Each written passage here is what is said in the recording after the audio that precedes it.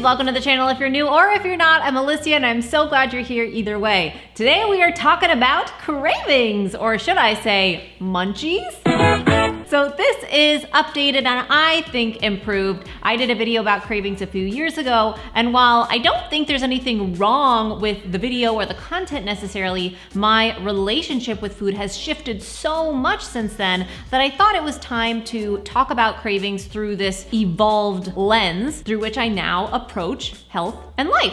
So in this video, we are gonna talk about what cravings are, and then there's gonna be a part 2 of this video, which will launch next week, where I'll share what we can actually do about them. Now, the truth is this was just gonna be a really absurdly long video, so I decided to break it up into 2 parts, and I appreciate you for understanding. So a craving, what is it? It's defined as a powerful desire for something, and that could be mental, emotional, or a physical desire or urge. So let's talk for a second about physical cravings. Are they real? So we hear about them all the time and how cravings might come from hormonal changes like PMS or pregnancy, and I think most women would argue, yeah, they're real. Also, cravings may come from genetic differences. At times, we've heard that we may crave what we don't eat. So like nutritional deficiency. If we're lacking variety in our diet, for instance, we may have an increased need for certain vitamins or minerals and then start craving a food. Now, at the same time, you may have heard that we crave more of what we do eat. So if you eat sugar, you're gonna crave more sugar, or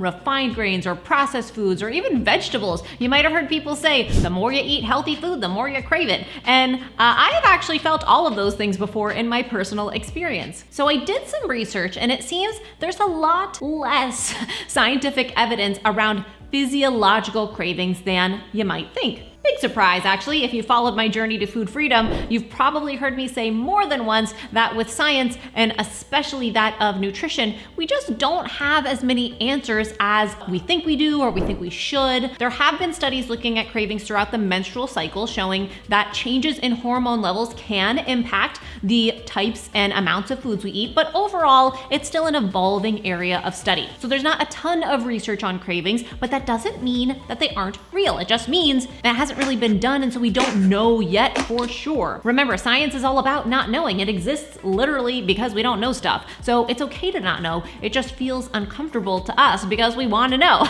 But since there's not a ton of science out there saying for sure cravings are physiological, I think that's a huge part of why our society tends to suggest cravings are mental, or they're all about willpower. Now let's talk for a second about mental and emotional cravings. Certainly, a huge part of our life experience is happening in our minds, which is our mental and emotional experience. Food cravings often arise to satisfy emotional needs, right? Have you ever turned to food to try to reduce stress or anxiety? Or maybe, like we've talked about before, to fill an emotional hunger. So this is true as well. And my approach to health has evolved to really believe that the mind and body are connected. I was not raised this way. I pretty much blindly trusted the numbers and wanted to believe that the body could be controlled and wasn't impacted by emotions. I mean, to be honest, I didn't even know what emotion was, but that's another video. Now I see that's not true. And that's why I did the Food Freedom series earlier this year. I'll link it below if you didn't get to hear me talk about some of those important concepts like inner and outer wisdom, or why dieting can cause dysregulation in the body, why counting calories doesn't always work, and more stuff like that. But acknowledging this mind-body connection, and essentially that emotions are real, I learned what it meant to listen to your body. I had heard this phrase a bajillion times, but I didn't know how to actually do it. This is a skill that has to be learned and practiced, and most of us don't learn it. Alicia, do you hear me? Learning how to listen and how to acknowledge my emotional experience and how it relates to my body is how I healed my relationship with food through mindfulness. I experienced so much stress around trying to be healthy. The stress was causing a lot of mental health problems, but it also made it impossible for me to lose weight or to just feel at ease around food. My life was ruled by food and health decisions. So this evolution was life-changing for me, and that's why I think it's so important to talk about it today. So when it comes to cravings, are they mental and emotional or physical? And my commonsensical take that doesn't have the literature to prove it, but does have direct experience, is that it's both, or it's all. There's likely an overlap where there are interrelated causes and effects and feedback loops. And this is why that triangle of health was so meaningful to me that I discussed earlier this year. So we do have some science that demonstrates the mind-body connection, and research on stress is a huge part of that. Stress hormones are physiologically being secreted in the brain and body, but also causing mental and emotional reactions and feedback loops. And more research about hormones is validating this mind-body connection every day. So there are studies showing that carbohydrates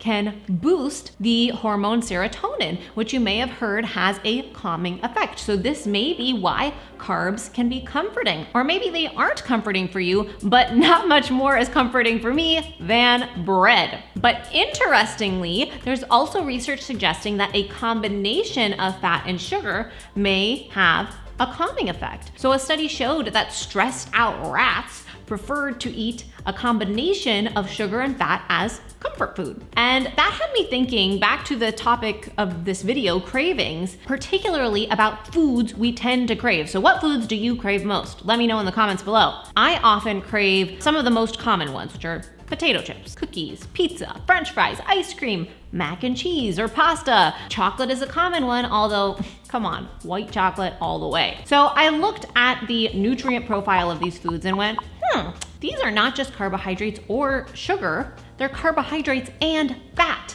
Okay, so in fact, most of these actually have as much fat, if not more fat, than carbs overall. So this may be related to our physiology. Something else to consider is if we get a lot of cravings when we're dieting, for instance, they may be mental and emotional cravings from the restriction. If we tell ourselves, you can't have pizza, and all we want is pizza. But who's to say that it's not actually our body craving more fat and satiety because it's just not getting enough of what's offered in the diet? Since diets tend to be lower in fat, unless of course you're on a high fat specific diet like a ketogenic diet. So recap so far. Cravings are powerful desires or urges that can exist in the body, the mind, or the heart. But something else I want to be sure to touch on is that these urges come into our experience as sensations in the body. So emotions too are sensations in the body first, and then we make meaning of the sensations, and the meaning or the mental story is what gives the emotion a name. So cravings are happening as sensations in the body, whether they're mental, emotional, or physical. And this is important, and we're going to build on this next week when we talk about what to do about it. And I'll provide you a tool that you can work with too. So stay tuned for more. Feel free to share in the comments what strategies you turn to deal with cravings. And then next week I'll share what I used to do and also what I do now, because it's not the same. Also, as a heads up for anyone who finds the relationship with food and food freedom content helpful, I have compiled 16 videos into a course. Some of it is from what I've shared the last 6 months on YouTube, and we've included worksheets, tools, journal prompts, guided meditations, and more. If you didn't get to go through the daily video course when I launched it in January on YouTube and you want all the goods associated and more, you can now sign up at mindovermunch.com/foodfreedom. If you found this video helpful, I must remind you to please subscribe and hit the bell. That is very appreciated. I will see you next week for the follow-up episode on cravings. And remember, it's all a matter of mind over munch.